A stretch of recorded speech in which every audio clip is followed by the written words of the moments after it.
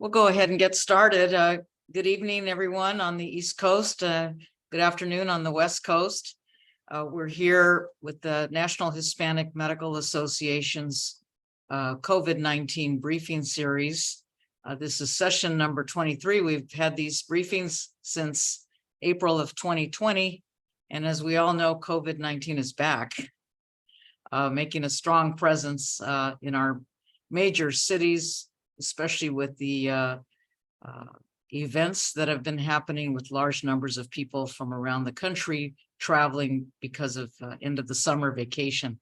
So lots of good insights today for the rest of the summer, and as we get into fall and the immunization season for flu and COVID-19, RSV, and all the other back to school vaccinations for families to know about. So today's session is called Closing the Gap. Let's see, they just took my slide away, so I didn't catch that title.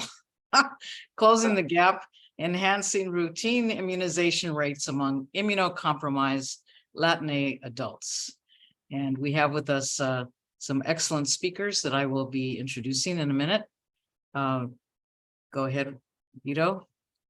We have CME for the physicians and nurses and others who have licenses in health careers, so that you can go to our website for the CME information.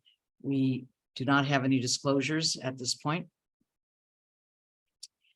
And I'm President and CEO Elena Rios of the National Hispanic Medical Association. Glad to be here. I want to thank Vincent Garrity and Azucena for helping to plan and coordinate this event. We have a little bit of housekeeping. All participant microphones are muted, but please feel free to type your questions for our speakers into the Q&A box so that the speakers can address questions at the end of the conversation. Please fill out the short post-webinar survey that will be emailed out after the event, and also will be shown as a QR code at the end of this event. Raffle prizes are available upon completion of the evaluation. And I have to tell you that we're very pleased to be supported by AARP today. We want to be sure that we give AARP an evaluation of the event. The recording will be housed on the nhmamd.org website and sent out 1 week after the event. And I think we also record the events and house them on our YouTube channel for the National Hispanic Medical Association. Next. So as of March 2023, vaccination coverage for different racial and ethnic groups really show how much health disparities play within the vaccination coverage. In the flu season of last year, white non-Hispanic adults had a coverage rate of 52.8%, and Hispanic adults only 35%. So there's almost a 20 percentage point difference. We know there's a lot of issues with access, education, fear, mistrust, lots of barriers. But, we need to do more to educate our communities to increase their vaccination rates, because we know vaccination is the most important public health measure to decrease illnesses in our communities. From 2011 to 2020, Hispanic adults with cardiovascular disease had even less likely, 23% less likely to get the annual flu shot compared to non-Hispanic white adults with cardiovascular disease. So older Hispanic adults tend to live in multi-generational homes and spend a lot of time with family members who go to work or school or external activities and lots of parties, right? Increasing their risk of exposure to COVID-19 and other infections. So we have a lot of work to do to protect our families. And that's what this event is all about. So Vaccination for All updates. This is our campaign supported by the Centers for Disease Control and Prevention. We have champions, and we have a champions challenge to submit events to the website listed there. We have an RSV prevention measures and maternal vaccine approval. These are new vaccines, very new, that have just been approved by CDC, include recommending a vaccine for individuals age 60 and above, and endorsing a monoclonal antibody drug treatment for infants in their first RSV season and at-risk toddlers in their second RSV season. A maternal vaccine has obtained regulatory approval just in the this last month.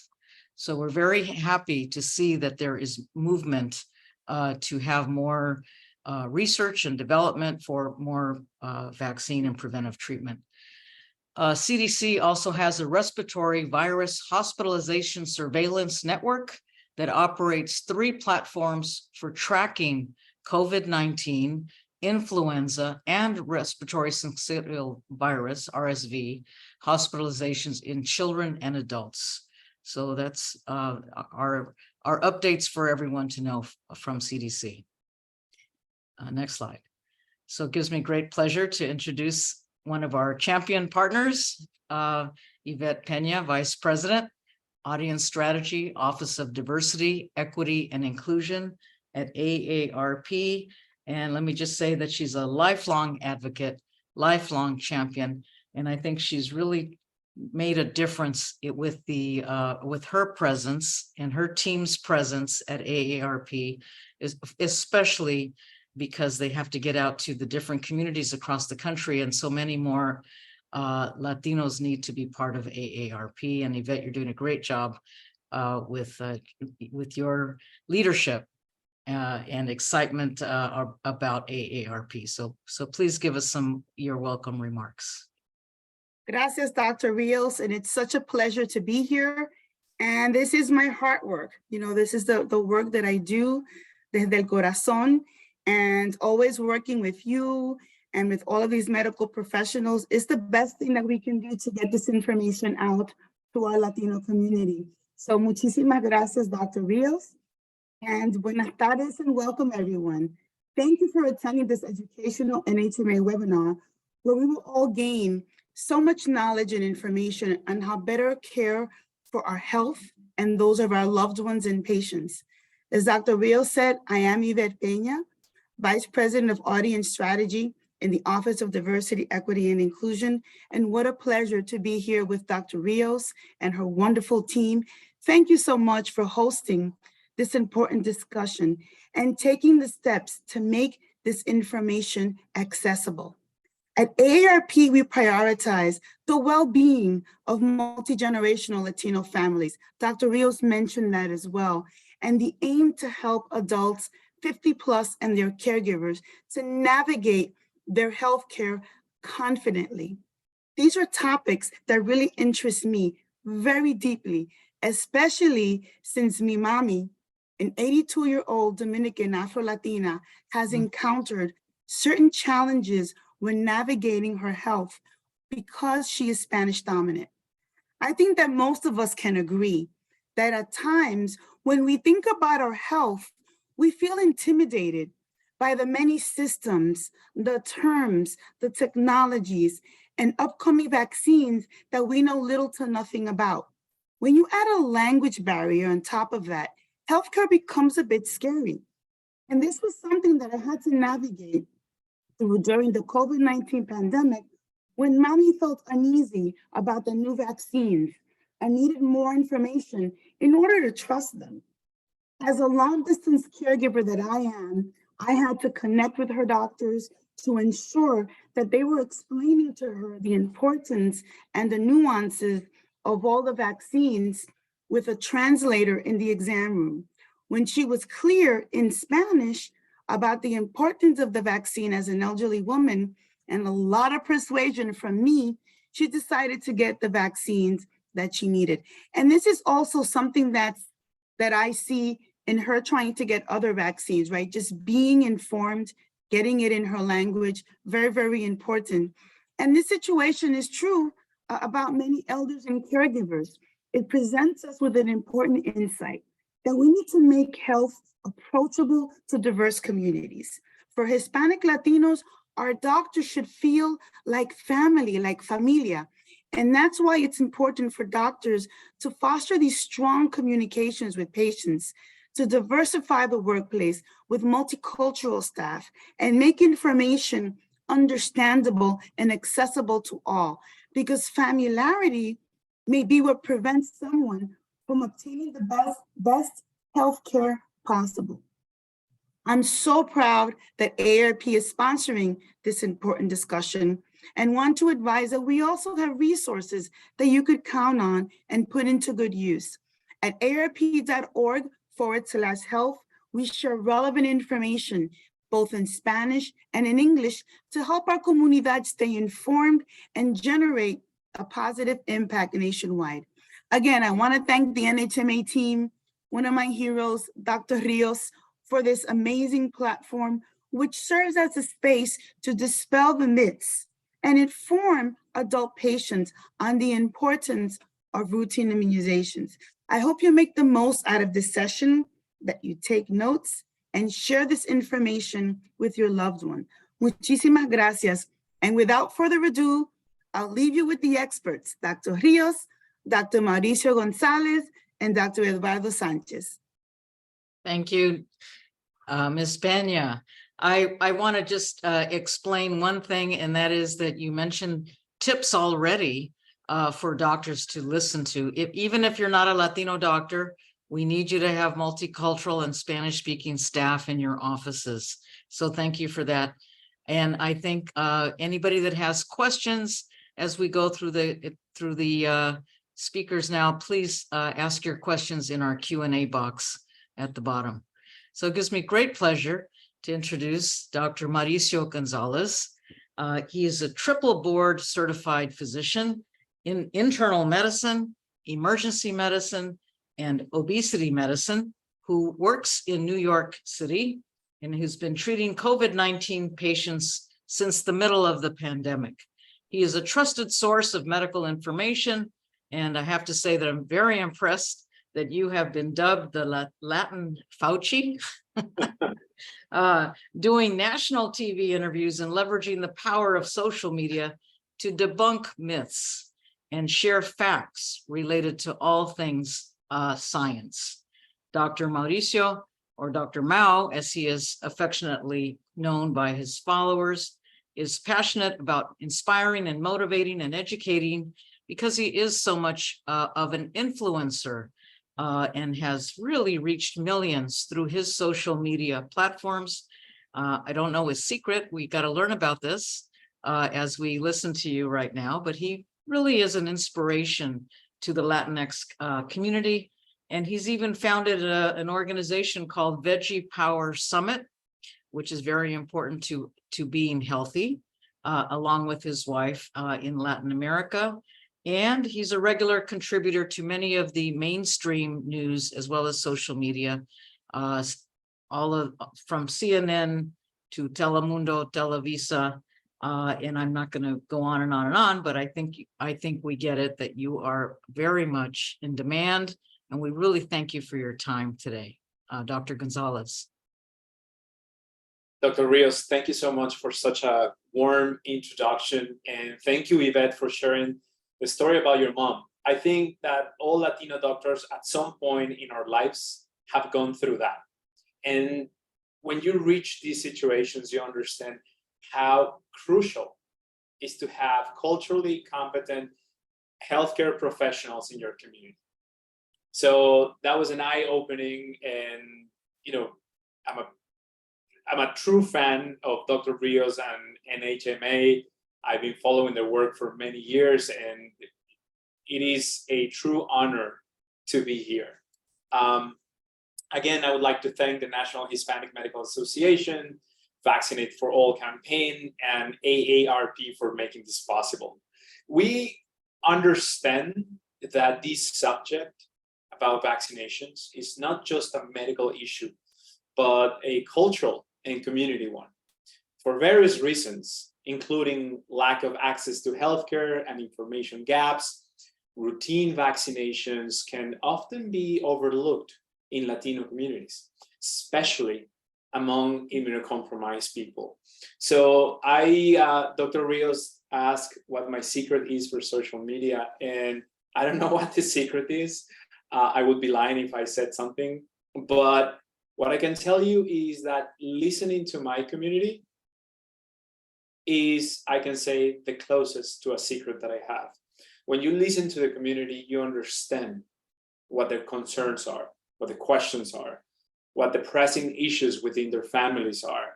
And that's when you start gathering that information in order to curate medical information that can enhance their lives or save lives. So today I'm very honored to be part of this panel of experts in medicine, public health, and community outreach to delve into this issue.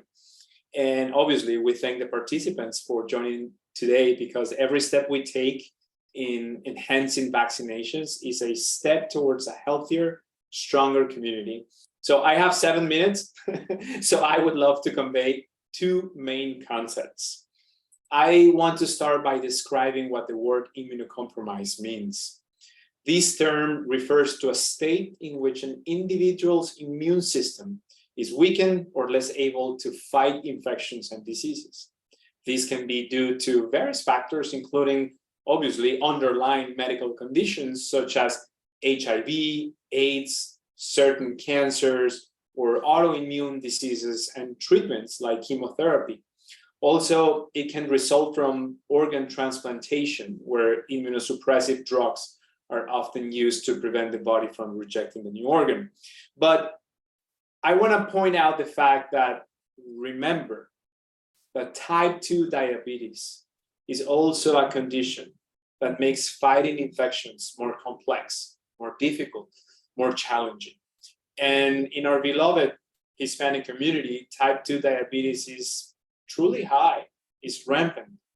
Therefore, vaccinations are needed for a more significant portion of our community.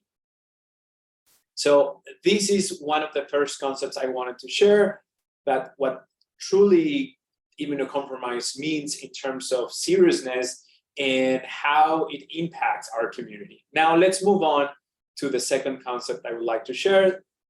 And although vaccinations primarily prevent infections, they may have collateral benefits for various organ systems like the brain.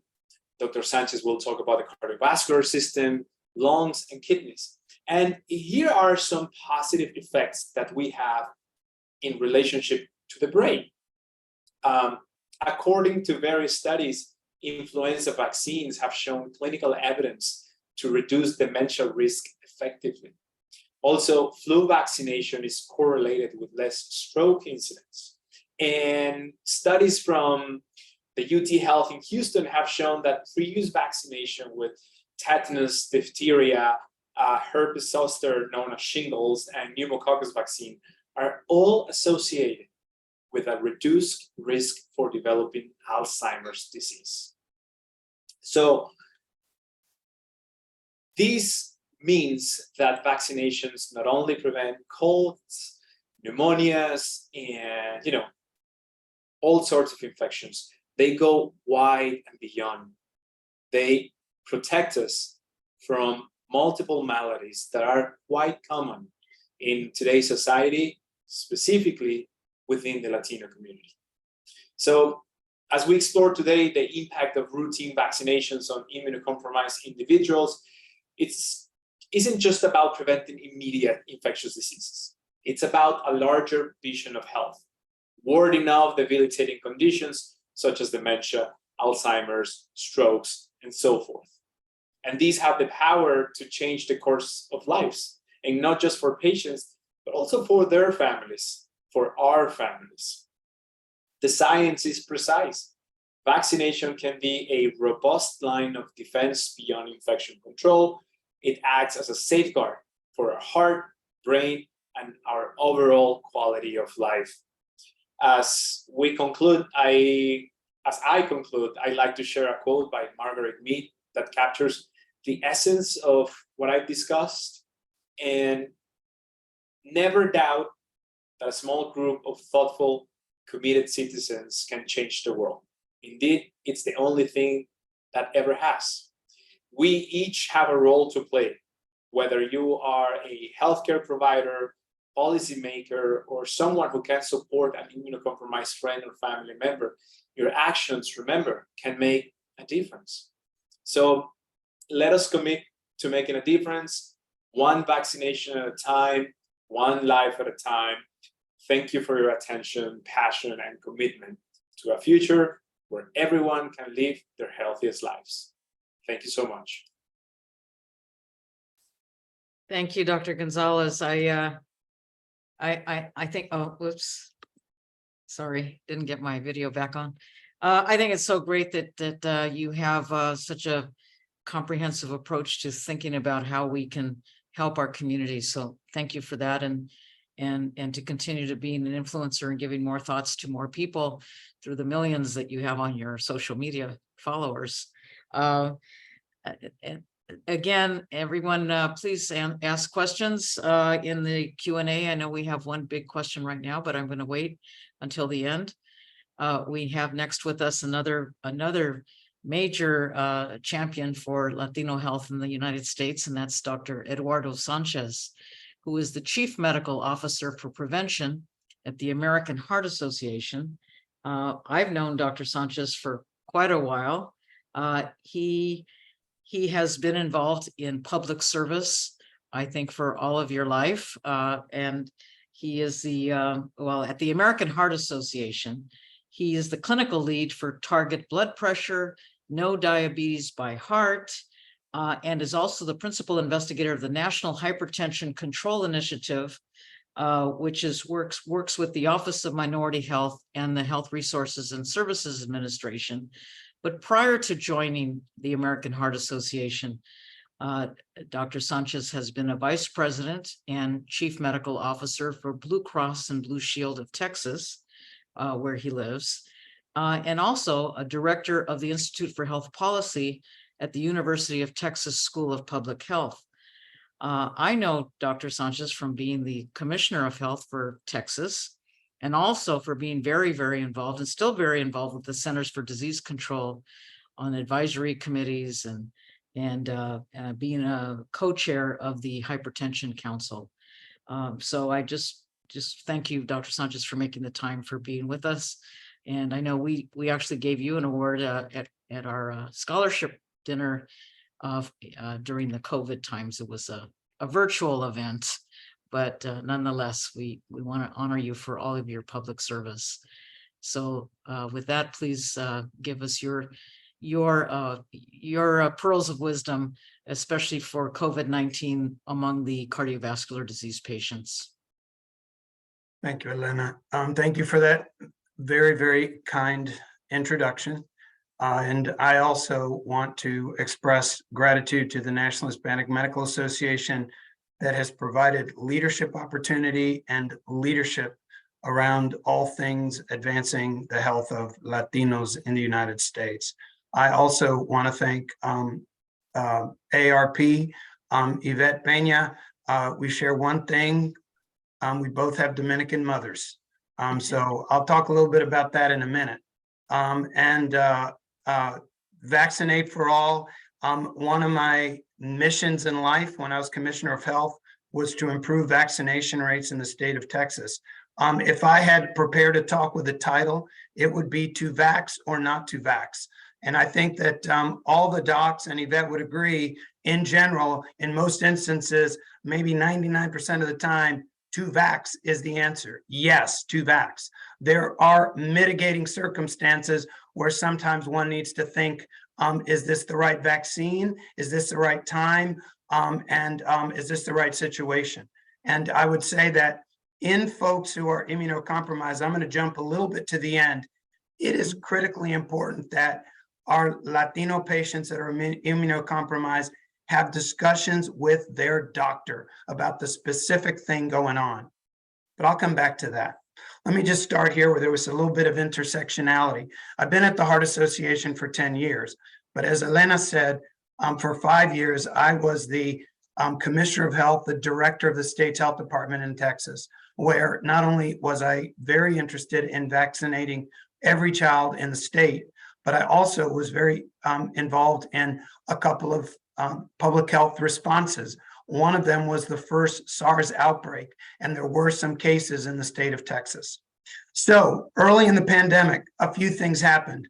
One, people at the American Heart Association scratched their head and say, hey, Eduardo used to run the health department. Maybe he can be the AHA's Fauci, no joke, and help provide some guidance about what we're doing and how we're doing. But there were some other things you will recall early in the pandemic. A very early report came from Wuhan, China, that indicated to us we better be paying attention because there were some high-risk patients that were identified very early on. People who were over 70 years old, persons with hypertension, persons with cardiovascular disease, persons with diabetes mellitus.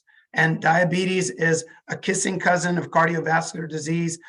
Where you see diabetes, you see cardiovascular disease. So it became very, very clear to the American Heart Association it was going to need to be paying attention to what was going on with COVID. You will also remember that early on in COVID, it did not appear that those who should were giving us the clear, concise, crisp guidance that we needed. And many people turned to the American Heart Association for some of that guidance. So we became a credible source of information for the general public, not only those with cardiovascular disease, but we were seen as providing good information. And we'll talk about the messenger being important. We were delivering easy to understand messages, also important. And we were a place where people were used to going. So we were meeting people where they were. We also became a source of cardiovascular disease and COVID science for clinicians who were wondering, what do we do? And truly, we were keeping up with what the CDC was saying, but also we were tracking what was being published and discussed in many media in the international science community. We also were one of the very, very early funders of research on cardiovascular disease and COVID. And we feel like we were a catalyst for others who jumped in and said, wow, we need to be funding this brand new disease. It's really, really having a big impact on lots of people. And that happened. And then lastly, I became the internal communicator to our staff, the 4,500 employees that we had at the time, to talk to them about COVID, to talk to them about the effect COVID was going to have on us as a provider of service and also as an employer. So again, to vax or not to vax, I'll come back and say early on, you will remember we didn't have a vaccine. So our messages were about how to do public health control. And you will remember the 3 W's: wear a mask, wash your hands, watch your distance from people. And you heard Elena just a moment ago talk about the fact that COVID is on the rise again. And I think all of us would agree, to the extent that it makes sense and the situation is what it is, you might want to wear a mask if you're walking into a really crowded room where lots of people are screaming and carrying on and you don't know who they are. You definitely need to be vaccinated. Washing your hands is always a good thing for all kinds of reasons, all having to do with preventing disease. And again, watching your distance. If there's a crowd and you can go away that's less crowded, go the less crowded way. Vaccines were described as one of the greatest public health achievements in the year 2000. Looking back on 100 years, when in the United States, life expectancy went from 47 years to 77 years. 30 years of added life expectancy, not all because of vaccines, but in large part because of vaccines. And Mauricio mentioned science earlier. The first vaccine that was scientifically validated was the smallpox vaccine by Edward Jenner, who did a number of simple but crucial experiments proving that his vaccine worked. That was done in 1796, 225 years ago. We have 225 years of science that has built on other science. And so when we have to answer the question, how can we know? We know because we've been doing this work for 225 years. I'm gonna say one more thing, and then I'd like to just shift to Q&A. Critically important that people who are at higher risk of having a bad thing happen if they get COVID-19 must get themselves up to date with vaccines. There will be a new vaccine available for the fall. There's no doubt in my mind. And as you heard from Elena, flu, RSV, and COVID is the cocktail that we all need to be thinking about if we're at a particular age or above. But everybody ought to be thinking about COVID and influenza vaccine for the fall. The variation, the gap in vaccines are contributed to by a number of things. But there are three structural realities that I want to put on the table that are ones that affect Latinos maybe more than others. One is, and these are all structural, one is a lower health insurance rate in general. And when you don't have insurance, the pathway to even vaccines is a little bit more challenging. Two, Latinos are less likely to have the kind of jobs that give them time off from work to go get a vaccine or even to take care of health issues. That's another structural barrier. And thirdly, as mentioned by Yvette, limited English proficiency gets in the way of knowing what to do, when to do it, and where to go. And I will say that those of us like Mauricio and Elena and myself who are in the positions we're in, my message to my family members is, llámame. Si lo ves en WhatsApp, llámame, por favor, llámame. And because I have a relationship with them, I can walk them away from the misinformation that is misguiding, confusing, and misdirecting people to not do the things that they ought to be doing. And so with that, I'll stop and leave it to Q&A to go the rest of the way. Mauricio, it's an honor to be on with you. Elena, again, and Yvette, llámame, se lo dije a mi mamá dominicana. Okay. All right. So let's all stay on right now on the screen. There's a couple of questions that came up, and I have more questions to ask, but let me ask the first question to Dr. Sanchez. You just mentioned about the three different viruses that are attacking us this season, and all three have vaccines. Now, would you tell us what you think is the best way to get them, especially for the elderly? Let's start with we're really talking about adults here. Do you think we should get them at the same time? I mean, we only have two arms, but Yeah, lots of muscles. We only have two arms. There's no good evidence that getting more than, that getting 3 or 4 vaccines at the same time is bad for you. In fact, in children, there's plenty of evidence that's okay. So yes, they can be gotten at the same time. I would say if you can get it at your nearby pharmacy, that's the easiest thing to do. I will say that, and that's if you're generally healthy. I want to come back and say, if you've got any sort of special health conditions, cancer or cardiovascular disease that's really kind of complicated, and or you're immunocompromised, calling your doctor's office and getting the okay to go to the pharmacy is one way to handle it, or to go to your doctor's office if that's possible and get it done there. You can get them at the same time. It's easy peasy for in that pharmacy. The other is between starting in about a month.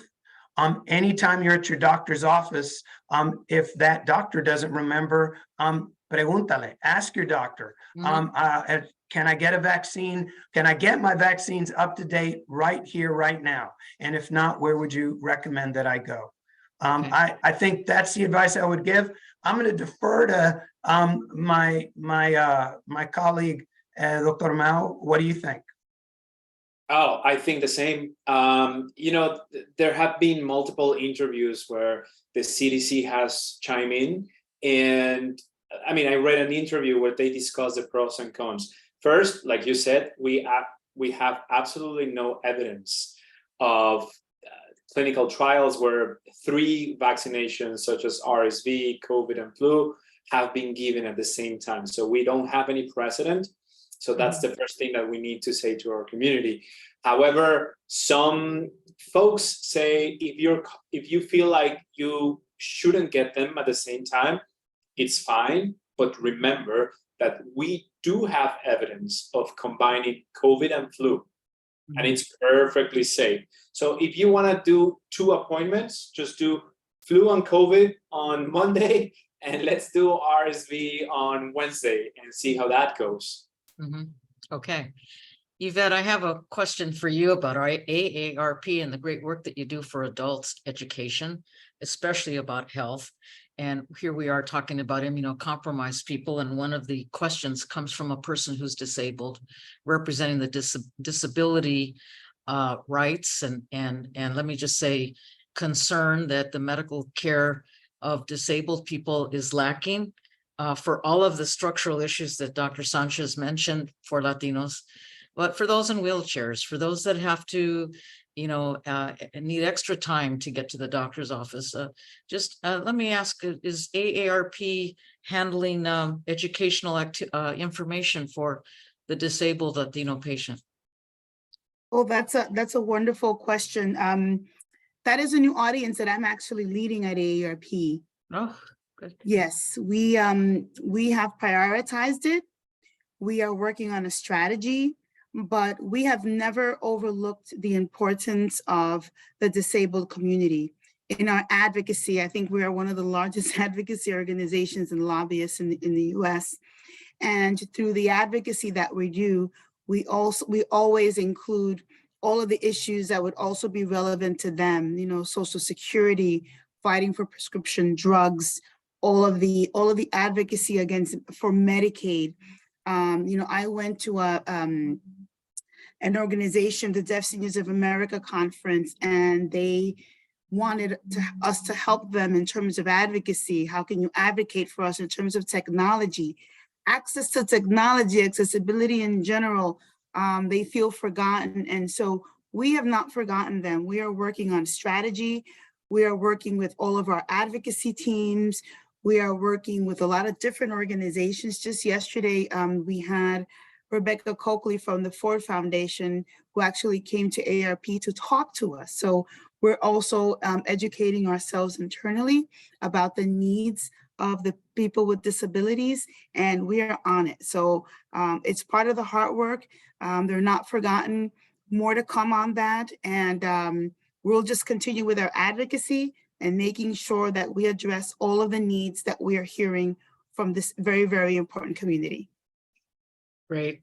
So on another major point about our communities needing more advocacy, we have an executive order that was actually done by President Clinton as he was leaving office. It was one of the last things that he did for this country, and that was the executive order number 131666. That was about the limited English proficiency and how we should have more language services in this country. The question was, what are we doing to demand increased support for language services? Dr. Gonzalez, do you want to talk first about this? Yeah, I actually have some thoughts. I can share my own experience as a person. One of my dear friends, he's wheelchair bound. He's actually a Paralympic athlete skiing. He's from Mexico City. And he told me all the struggles that people in wheelchairs suffer, struggles that were completely occult to me. I didn't know any of them.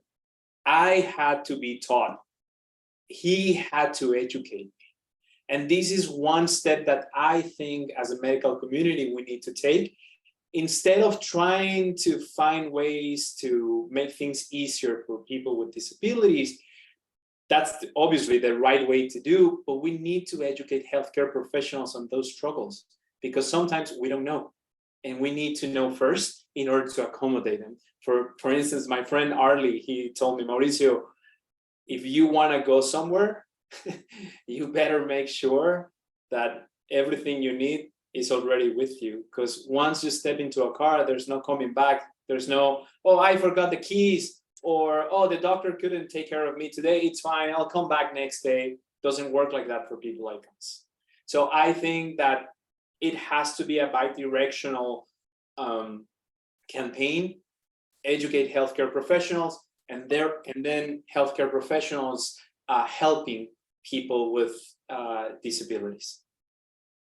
Dr. Sanchez? Yeah, so let me start with the limited English proficiency first. We got work to do. We got work to do. And the thing is that in our country, there's no shortage of persons who could potentially be part of the workforce to help provide that limited English, that access to persons who are limited English proficient in multiple languages. So things like deploying more promotores who can not only address limited English proficiency, but as I'm listening, Yvette, to you and Mauricio and answering the question, one way that we can help address the needs of folks who are with disabilities is to meet them where they are. And sometimes that's no further than their house, but we got to be able to get there. We got to have the people who can get there, not to be able to get there. That's not the problem. So I think that with limited English proficiency, it's acknowledging that there is a challenge that can be addressed, and then doing the things that we can do.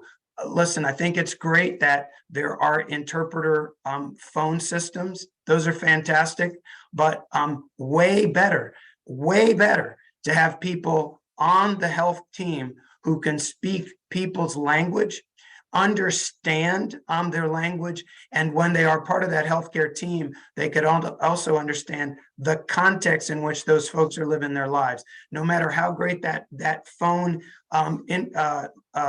interpreter is, that person cannot understand where where the patient came from, where they're going back home to. Somebody who's community-based in a clinical care setting can do that. So, and organizations like AHA and AARP can do more, always more, to be able to be providing the information that we have in the languages that reflect the languages spoken in households across the country. Yeah, Yvette, just to piggyback on this comment, can you give us some of your resources, URLs, or for people on the phone here, on the Zoom here, to learn about AARP information for health? Well, a lot of our information is on the main website, aarp.org. But for health, it's aarp.org/health, and you have the opportunity to toggle back and forth. And these are websites that are updated very, very often. We also have, AARP in Espanol, where we have a lot of great things, even a couple of articles by our Dr. Mao. So we're always trying to be progressive and ahead of the game when it comes to salud, because we know that a lot of people don't know where to go. So as these advocates and these fearless, wise friend and fierce defender that we are, we try to have these websites always updated with information, and always with the toggle available to get information in both languages. Yeah, and I do think it is important that we have more information as time goes on that's updated, like you said, about the vaccinations that we're talking about, and the RSV being kind of a new treatment.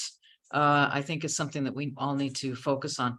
And the National Hispanic Medical Association, also on nhmamd.org, we have our Vaccinate for All websites, but we also have the website called hispanichealth.info with English and Spanish links to information, and we'll be sure and link to your information, Yvette, if we don't already. And Dr. Sanchez, Dr. Gonzalez, any information that you think we should link to, we'd be happy to. And for anybody on the Zoom, we're always looking for ways to link to more information. So we don't replicate, we just link people to that. And so here's another question that came from a student, a first-year medical student, is asking how he can deal with some patients that he has from the Latinx community who push back on strategies recommended for preventing infectious disease, such as keeping distance. And their concern or belief is that a bigger system is attempting to control or cancel our culture.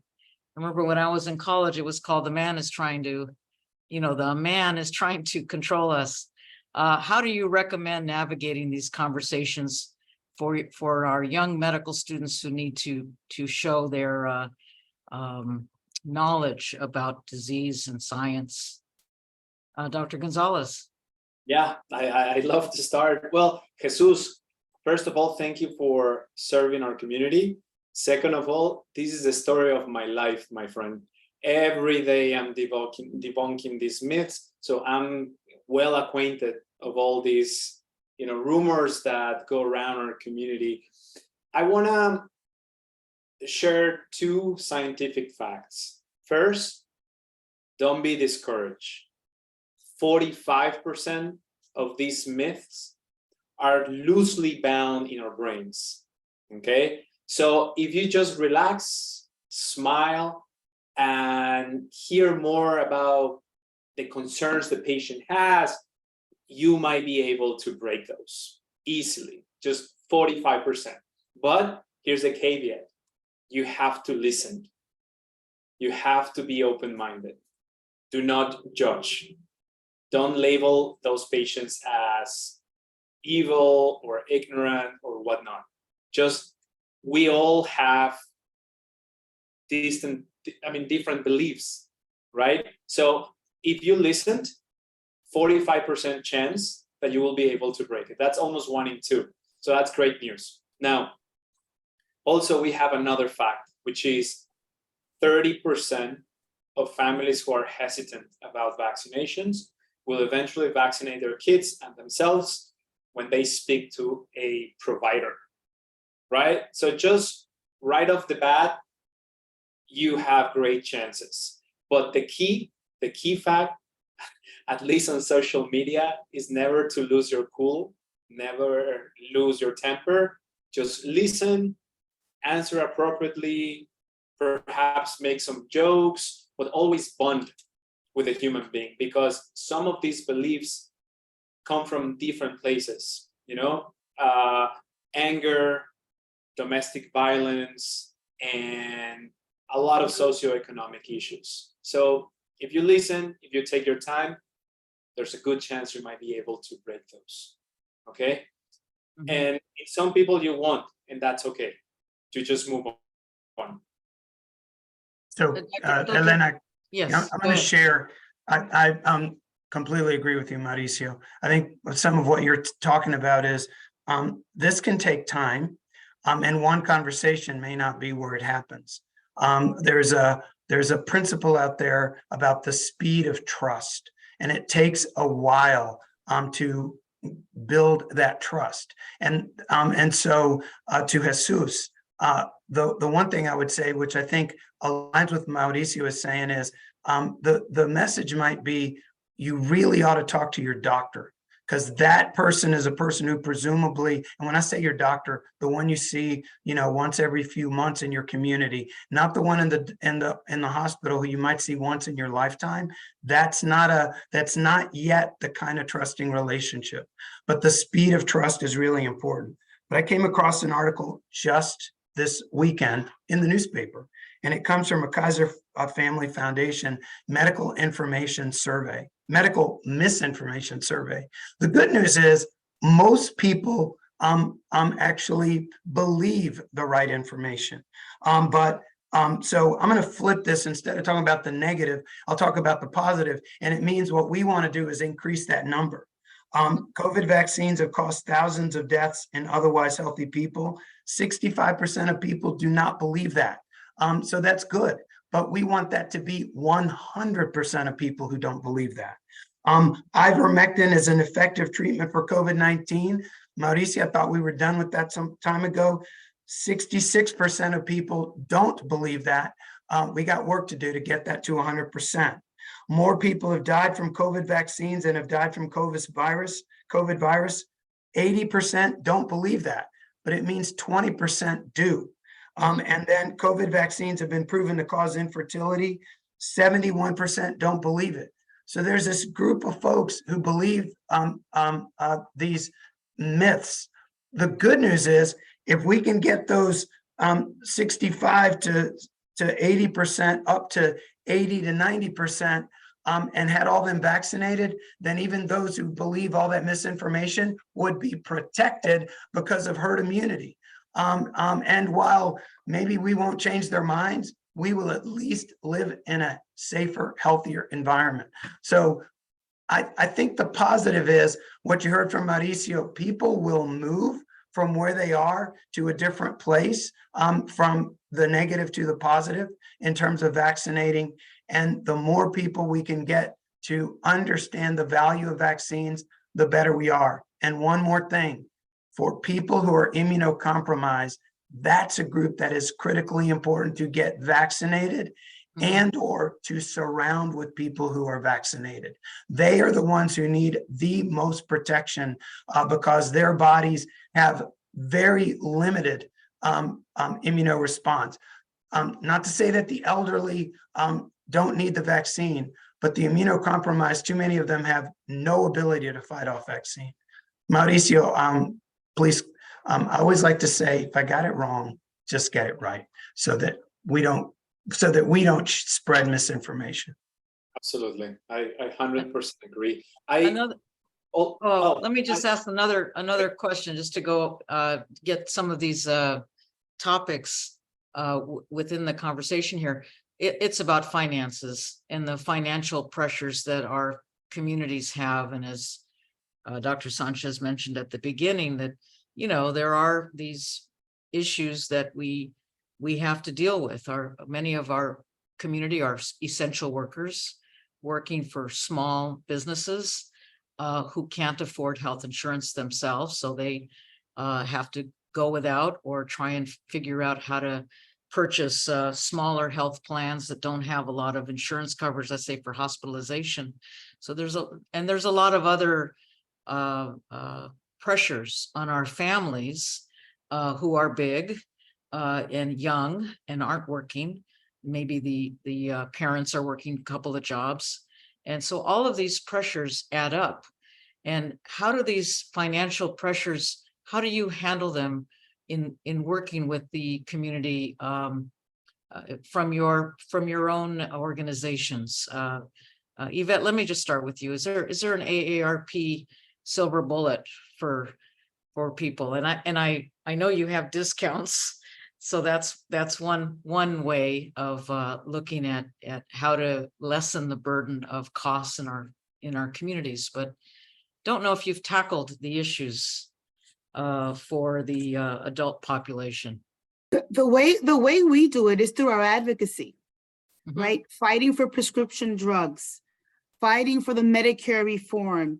When COVID hit, making sure that people were getting some extra dollars to help with their families. So through our policies and through our advocacy, this is what AARP does tirelessly.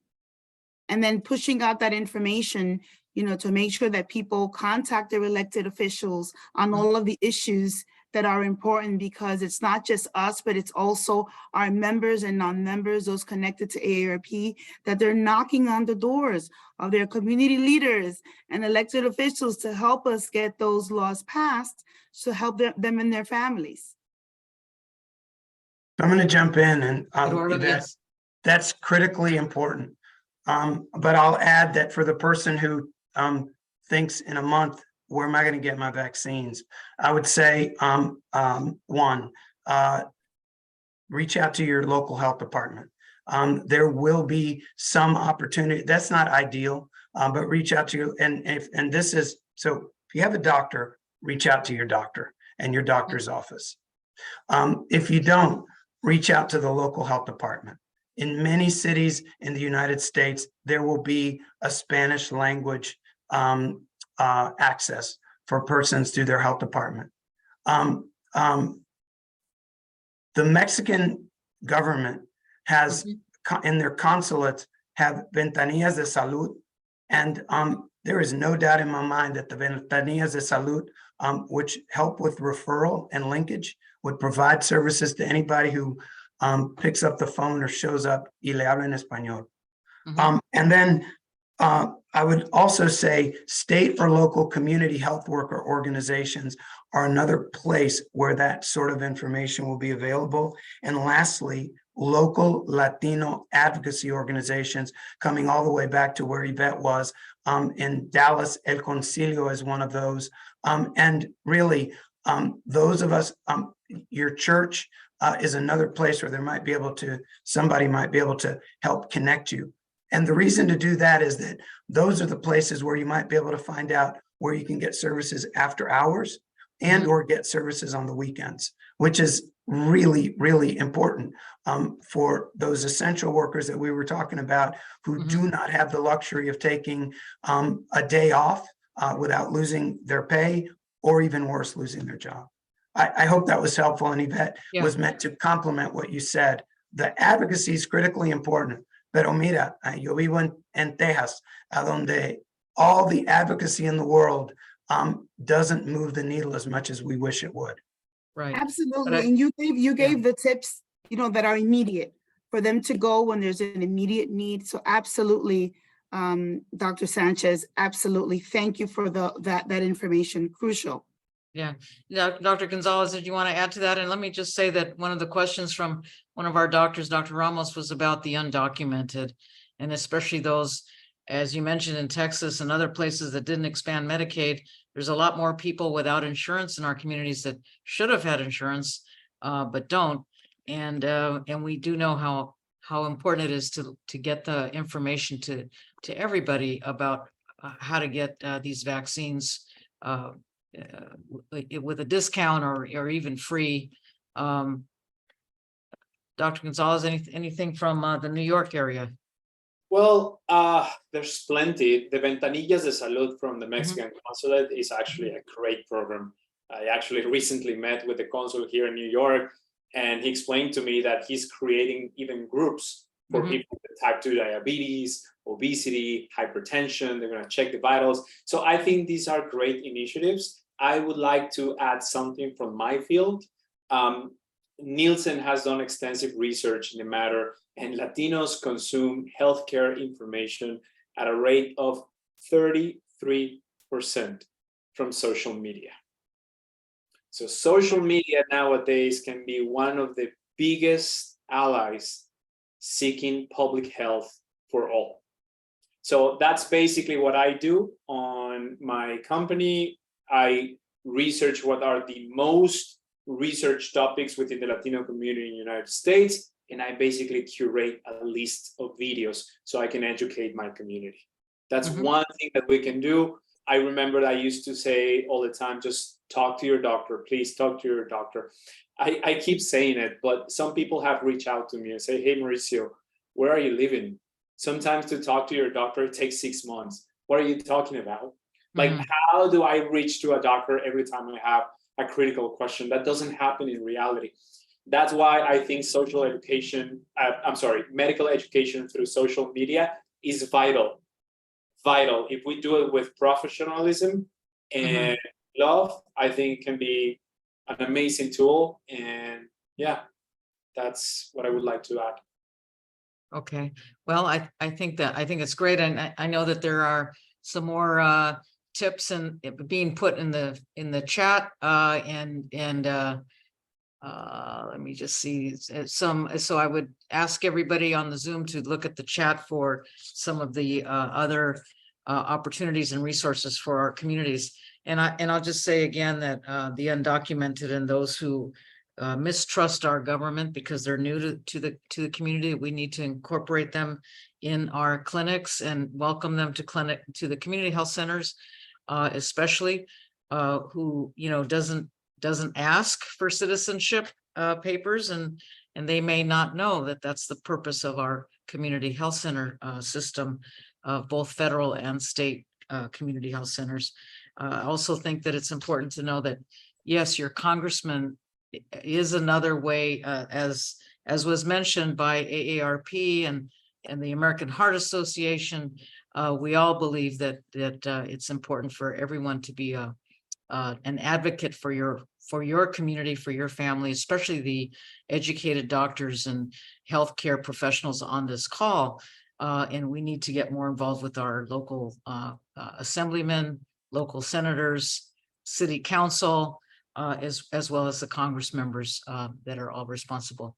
And Eduardo, you mentioned volunteer clinics too. Yes, we have lots of clinics in our communities that are some of our doctors who have come from Latin America or Mexico have come and built their own clinics for our community. And I think that's great. And everybody needs to understand how important it is to get vaccinations with the help of the services that are there for our communities. I'm gonna stop right there. Is there any last comments that you have? We have a few more slides and a few announcements, but was wondering if you want to have a last comment, Yvette. I just want to thank all of you for this wonderful platform, for this wonderful medical advice. It's just so relevant right now, especially as you know, we have this new variant of COVID spreading. There's so many myths. So I just want to thank everyone for the opportunity for AARP to be a sponsor and to share your information as well, and to continue working together. I mean, us working together, we can really make a difference and really help a Latino community. Mm-hmm. Mauricio? Yeah, no, the same. Thank you so much for having me in this amazing panel. Again, thank you to the National Hispanic Medical Association, to you, Dr. Rios. Thank you for the invitation. Yvette, always a pleasure. Dr. Sanchez, thank you for educating us in all these aspects, critical aspects of cardiovascular health with vaccination. I would like to just add something very quickly before we say goodbye. Here in New York, I don't know if someone is from New York, but in New York, I work in NYCHHC, which is the largest public hospital network in the country. So we do not discriminate. It doesn't matter whether you have papers or not. It doesn't really matter. We treat you the same. And we give you your vaccinations, and we do general checkups. So you can always reach out to Metropolitan Hospital, Bellevue Hospital, Harlem Hospital. We're here for you. Eduardo. What an honor to be with Mauricio, Yvette, and you. Thank you so much for hosting this event. A couple of things. We talked about the challenge of misinformation, and I'll put in front of you 4 M's that Mauricio exemplifies. So it might be 5 M's, one for Mauricio. Message matters, and he does the research and he tries to figure that out. Messenger matters. Mauricio has a following that the rest of us are just green with envy about. Means of communication, he told us he's figured out social media is the place. And then meeting people where they are, it's the opposite of listening. It's like knowing where it is that you need to start. And I think those 4 M's characterize what Mauricio is doing. And it's the challenge to all of us, not only about vaccines, but just in general, misinformation and trying to get people on the right path with regards to their health. Some key takeaways. Please, let's urge people to get vaccinated because they work, they're safe, and also to get informed about vaccines. I think we all want people to take their prescribed medications because vaccines plus prescribed medications is even better protection than one, the other, and not both. Connect. As difficult as it may be, start right now. If you haven't seen a doctor in a few months, make an appointment to get seen, get up to date, get vaccinated, and then discuss with them the things that you need to know to manage your health. but also what to do in the event of the need for information when it's so hard to get a hold of them. Don't disagree that it's really, really hard. Thank you. Thank you. Thank you so much. Really an honor. Great. Well, thank you. I want to thank everybody and just hang on for another 2 minutes. We've had to have some announcements on the screen here. Let me just move this over so I can read it. We have chapter events coming up for Vaccinate for All, and these are especially supported by the CDC in Omaha, Nebraska, September 21st and 22nd, in Phoenix, Arizona on September 23rd, in Pasadena, California, that's our Southern California chapter, October 20th, and in Reno, Nevada on November 4th. So if any of you in the audience are in those areas, please drop in. I believe that they're all after work hours, receptions and speakers talking about the importance of more vaccination updates. And I also want to just mention that the Northern California chapter in Sacramento, California is actually hosting the California Leadership Fellowship, which is our first year supported by Centene Corporation in California. We've got 7 doctors that are being hosted and will be they're going to be in Sacramento for that week, but that night on September 13th, you're all invited, those of you in the Sacramento or Bay Area in California. We are going to be honoring the Public Health Director of California, Tomas Aragon, who's been a very, very big champion for our leadership fellowship the last 3 years, and has been giving guidance to our doctors. I think there's some more slides here. Next slide. The sign up to be a champion. These are QR codes for you all. The NHMA Vaccinate for All campaign registers 300 individuals and organizations that are champions, and we're looking for more. There's lots of activities for our champions, and we also have incentives to get people to connect to each other and share ideas, again, as they talk to our communities about the importance of vaccine. And in terms of upcoming events, we are having an organizational training on September 19th at 7 p.m. with Dr. Jose Montero, who's one of the leaders. He is the highest ranking Latino at CDC, and he is very much involved with the public health departments across the states and the territories and the Native American reservations. And we're very interested in connecting and linking the organization network that we have, the Hispanic doctors, dentists, nurses, social workers, and other organizations that we all work with. But if you know of any leaders from organizations, we're very interested in having Dr. Montero talk to them about how to connect to CDC as organizations in the public health arena. And then we have another virtual briefing series. This will be in October. October 25th is the last Wednesday of October, and that'll don't have that topic yet, but it'll be again on the importance of public health. And I think there's another slide. The NHMA membership, we need everybody to join. We're very interested in additional mentoring and leadership development with our pipeline. We have members that are pre-med, medical students, residents, doctors, doctors who are young physicians, doctors that are senior researchers, and all along the way, we encourage the mentoring.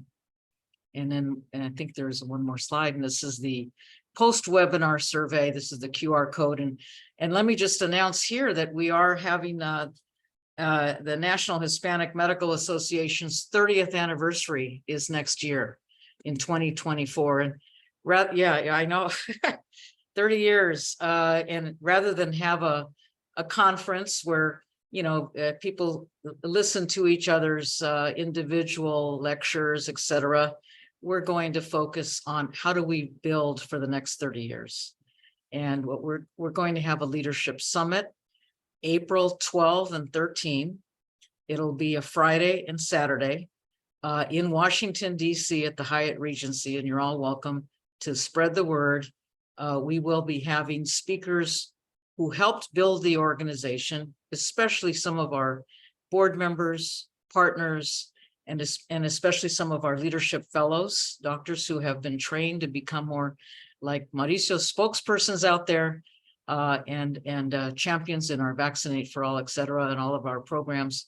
But more importantly, we're looking for new ideas from young people on how to encourage the medical students to continue to be part of our networks so that the National Hispanic Medical Association can continue as the next generation comes into, becoming doctors within their clinics or within their academic careers, and especially in public service. We need to meet HHS, the U.S. Department of Health and Human Services, has actually given us a few grants, one to NHMA to develop a young group of master's students to work at HHS.